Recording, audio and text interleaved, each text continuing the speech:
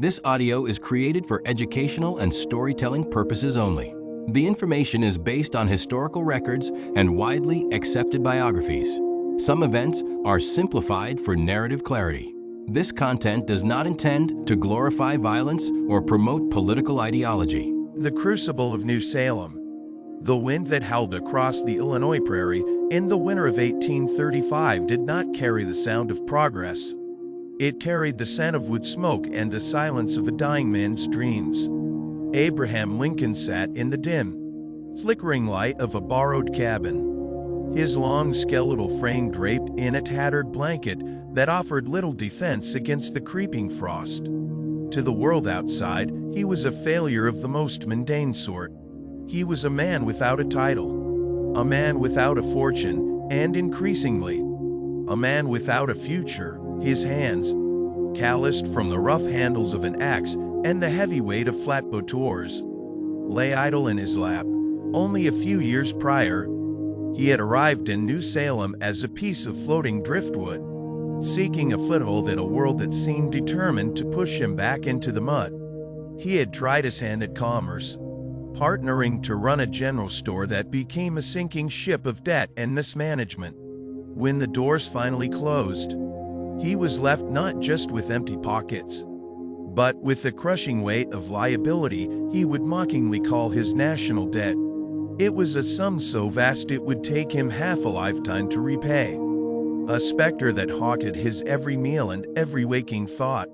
But the economic ruin was merely the prologue to a deeper, more profound shattering of the soul. The summer of 1835 brought the fever, a silent, invisible killer that crept through the tall grass and settled in the lungs of the young. And Rutledge, the woman whose bright spirit had provided the only warmth in his cold world, withered before his eyes.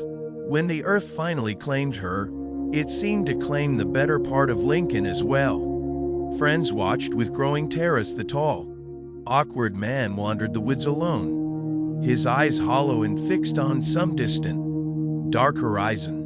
He spoke of suicide with a terrifying calm, his mind a quagmire of grief and existential dread. This was the psychological landscape of a future president, not a pedestal of marble, but a pit of despair so deep that neighbors removed knives from his reach, fearing he would find a permanent solution to his temporary agony. Yet, it was within the suffocating darkness that the first sparks of greatness began to flicker. Failure had stripped away the superficial layers of his ambition, leaving behind a core of tempered steel. He began to devour books with a hunger born of desperation, reading by the low light of a fireplace long after the rest of the village had surrendered to sleep. He studied the law not as a profession, but as a map to navigate the chaos of human existence. He learned the rhythm of the English language, the power of a well-placed word to move a heart or still a crowd. He was a man being forged in a furnace of his own suffering. Every loss, every funeral, and every bankruptcy served as a hammer blow, shaping the resilience that would one day hold a fracturing nation together.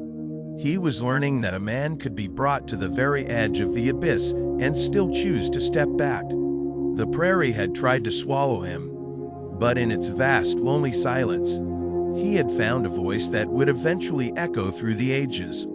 He was not yet a statesman, and he was far from a hero. But in the ruins of New Salem, the man of sorrows was learning how to stand. The wilderness years. The year was 1849, and a heavy, suffocating sense of finality hung over the platform as Abraham Lincoln stepped off the train and back onto the dusty streets of Springfield. To the casual observer, he was a man returning home. To Lincoln, he was a ghost returning to his grave. His single term in the United States Congress had ended not with a flourish of trumpets, but with the hollow thud of irrelevance. He had opposed the Mexican-American War, a stance that his constituents viewed as little short of treasonous, and his political capital had evaporated like mist over the Sangamon River. At 40 years old, the age when most men find their stride, Lincoln felt the cold hand of obscurity tightening around his throat. He had tasted the intoxicating air of Washington, only to be spat out, labeled a third-rate politician whose name would soon be forgotten by history. The ambition that had once burned like a prairie fire had been reduced to a heap of gray ash. He retreated into the quiet, repetitive rhythm of the law circuit, riding a horse through the mud and the tall grass of the 8th Judicial District, moving from one drafty courthouse to the next. The life of a circuit-riding lawyer was an grueling existence of grimy taverns, shared beds in flea-infested inns, and the constant, rhythmic creaking of saddle leather. But beneath the surface of this mundane retreat, a profound psychological transformation was taking place. This was the era of his long, intellectual incubation. In the quiet hours of those lonely rides, Lincoln was not merely practicing law. He was deconstructing the very foundations of human logic.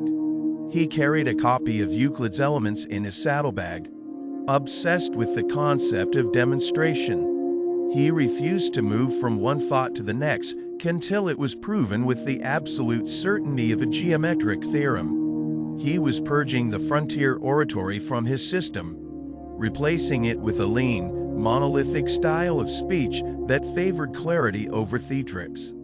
Yet, the specter of his failures continued to walk beside him. He watched from the sidelines as men he considered his intellectual inferiors rose to national prominence. He saw the country he loved beginning to fracture over the poisonous question of human bondage. Yet he felt powerless to intervene. A sidelined spectator in the great drama of his time. The sensory world of the circuit was a tapestry of isolation, the smell of wet wood drying by a tavern fire, the taste of stale cornbread, and the endless, flat horizon that seemed to mock his stagnant career. His ego was bruised, but his mind was becoming a sharpened blade. He was learning the art of the long game, discovering that silence could be a more powerful weapon than noise. He spent these years in a state of intellectual hibernation, waiting for a spark that would justify his return to the arena. His peers saw a humorous, storytelling lawyer who could move a jury to tears or laughter, but they failed to see the brooding fire behind his eyes. He was a man who had been humbled by the voters and dismissed by the elite.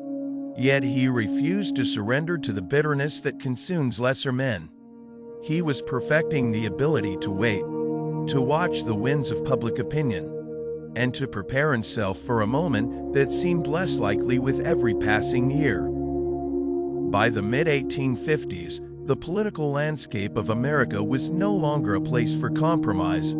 It was becoming a scorch. The passage of the Kansas-Nebraska Act in 1854 acted as a thunderclap that shattered Lincoln's self-imposed exile. The man who had been content to settle land disputes and horse theft cases felt a sudden, violent stirring of the soul. The failure of his previous political life was no longer a source of shame. It was a source of perspective. He realized that his previous defeats had been a necessary purgatory, stripping away his selfish desire for fame and replacing it with a moral mission. He was no longer running for the sake of his own vanity. He was running for the soul of the Union. The wilderness years had ended, and the man who emerged from the prairie was not the awkward failure who had left Washington in disgrace. He was a seasoned warrior of the mind, ready to face the most dangerous question in American history. The stage was being set for a confrontation that would either save the republic or bury it forever. And Lincoln, the man who had been counted out by everyone, was finally ready to take his place in the light. The House divided. The summer of 1858 descended upon Illinois with a sweltering, heavy heat that seemed to mirror the thickening tension of a nation on the brink of collapse. Abraham Lincoln stood upon the wooden platforms of dusty prairie towns, his tall, gaunt frame casting a long shadow over crowds that numbered in the thousands.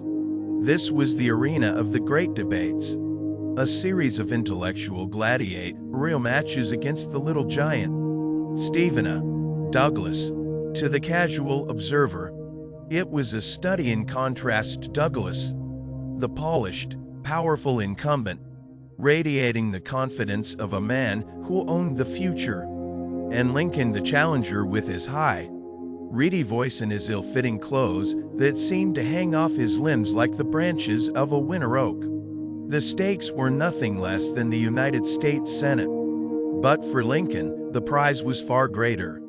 He was fighting against the creeping rot of a doctrine that suggested the expansion of slavery was a matter of indifference. He was no longer the cautious politician of his youth. He was a man possessed by a singular, terrifying clarity. He spoke of a house divided against itself, a metaphor that struck the heart of the American psyche like a tolling bell, warning that a nation could not endure half-slave and half-free. The psychological depth of this period was marked by Lincoln's transition from a man of law to a man of prophecy. He was operating in a state of high wire tension, knowing that every word he uttered was being telegraphed across the country, scrutinized by friends and enemies alike. He felt the crushing weight of the monolithic Southern interests and the biting criticism of Northern radicals who thought him too moderate.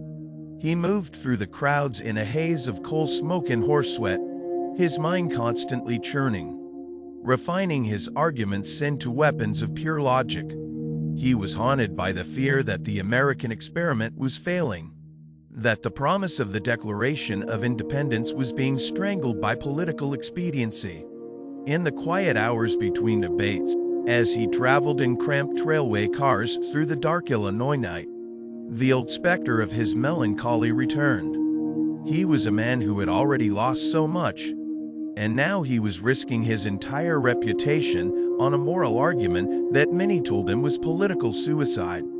The sensory details of these debates were visceral: the smell of cheap cigars and raw whiskey in the humid air, the deafening roar of partisans, and the relentless, biting dust of the prairie that coated his throat. Douglas attacked with a savage, predatory energy, painting Lincoln as a dangerous radical who would destroy the racial order of the country. Lincoln responded not with anger, but with a mournful, surgical precision. He used his failures as a shield, presenting himself as a humble man of the people against the aristocratic power of the slave interest. He was appealing to a higher law, a moral intuition that he believed laid dormant in the heart of the American citizen. However, when the final ballots were cast in the autumn of 1858, the result was a familiar bitter sting. Lincoln had won the popular vote, but through the mechanics of the state legislature, Douglas retained his seat. Once again, Lincoln stood in the shadow of defeat. He was 50 years old, and he had lost the most important race of his life. Yet, this failure was the most deceptive moment of his career. In losing the Senate, he had won the North. The transcripts of his speeches had traveled like a wildfire, turning the failed lawyer from Illinois into a national echo of the newly formed Republican Party. He had forced Douglas into a corner, carving a rift in the Democratic Party that would eventually hand Lincoln the presidency 2 years later. The humiliation of the defeat was real. The financial cost was draining, and the personal toll was immense. But the forge was now complete. He had proven that he could stand toe-to-toe with the most powerful man in the land and hold his ground. He returned to his law office in Springfield, the floorboards creaking under his step, and waited. The quagmire of the 1850s was ending, and the cataclysm of the 1860s was approaching. Abraham Lincoln, the man who had been defeated more times than he had been celebrated, was now the only figure standing between the Union and its total annihilation. The house was divided, the storm was breaking, and the man of sorrows was finally ready to lead. The weight of the crown. The winter of 1861 arrived with a cold, metallic bite, a season of iron skies and whispered conspiracies. Abraham Lincoln, the president-elect, boarded a train in Springfield, leaving behind the only home he had ever truly known to head toward a capital that felt more like a fortress under siege. The transition from a defeated senatorial candidate to the leader of a fracturing republic was not a journey of triumph, but a descent into a nightmare. As the wheels of the locomotive clicked rhythmically against the rails, the news arrived in waves. South Carolina had seceded, then Mississippi, Florida, and Alabama. The Union was not just cracking, it was hemorrhaging. Lincoln sat in the darkened carriage, the flickering lamplight carving deep, skeletal grooves into his face. He was a man who had spent his life failing in small ways, only to be handed the ultimate opportunity at the exact moment the world was falling apart. He felt the cold specter of assassination stalking him through the Baltimore tunnels, forcing him to slip into Washington under the cover of night like a thief in his own country. The sensory world of the early presidency was a suffocating quagmire of tension. The White House smelled of damp plaster and the sulphurous smoke of 1,000 anxious lamps. Outside the gates, the Potomac was a stagnant moat, and across the river, the campfires of the rebellion flickered like a taunting omen. Lincoln was surrounded by a cabinet of rivals, men who viewed him as a frontier clown, an accidental president who would surely buckle under the first sign of pressure. He felt the crushing weight of the monolithic task before him to preserve a union that seemed determined to die. When the first shots echoed across Charleston Harbor at Fort Sumter, the psychological burden became almost physical. He was no longer just a politician. He was a commander-in-chief with no military experience, presiding over a slaughter that he had desperately tried to avoid. He walked the halls of the executive mansion late into the night, his footsteps echoing on the floorboards, haunted by the realization that every order he signed would lead to the deaths of boys who looked like his own sons. The first years of the war were a relentless sequence of humiliations. The defeat at Bull Run was a shattering blow that left the North in a state of panic paralysis. Lincoln watched as his generals, men of high prestige and gleaming buttons, proved to be indecisive, vain, and terrified of the enemy. He felt the biting sting of public contempt. The newspapers called him an idiot, a tyrant, and a coward. The failure that had shattered his youth had returned in a gargantuan national form. In the midst of this political hell, personal tragedy struck again with the force of a hammer. His young son, Willie, was taken by the typhoid fever, dying in a room just down the hall from where Lincoln tried to map out the salvation of the country. The smell of funeral flowers and the sight of his wife's inconsolable grief threatened to break his mind. He was a man drowning in a sea of blood and sorrow, standing at the center of a storm that seemed destined to tear the very stars from the flag.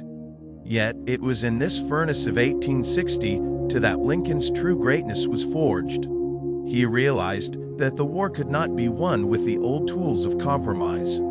He began to see that the failure of the Union's military efforts was a sign that a deeper moral revolution was required. In the quiet, lonely hours of his office, he drafted a document that would change the course of human history, the Emancipation Proclamation. He was moving beyond the preservation of the past and toward the creation of a new future. He had learned it through a lifetime of setbacks, that when the old ways fail, one must have the courage to be radical. He was no longer seeking the approval of his generals or his critics. He was seeking a covenant with justice. The weight of the crown was heavy enough to crush any other man, but Lincoln had been built for the burden. He had spent 50 years learning how to survive the dark, and now, as the night of the Civil War reached its deepest point, he was the only one who knew how to find the dawn. The great emancipator. The autumn of 1863 draped the hills of Pennsylvania in a somber, bruised purple. Abraham Lincoln stood upon a wooden platform at Gettysburg, overlooking a landscape where the earth was still raw and the air still seemed to vibrate with the ghostly echoes of the cannonade. He was a man transformed. The years of war had etched a map of national agony onto his skin. His eyes were deep, dark pools of sorrow, yet they held a steady, unwavering light. He did not speak for hours like the orators before him. Instead, he offered a few brief, surgical sentences that redefined the meaning of the American experiment. He spoke of a new birth of freedom, a promise whispered over the graves of the fallen. In those few minutes, he ceased to be a mere politician struggling with the mechanics of war and became the high priest of a democracy reborn.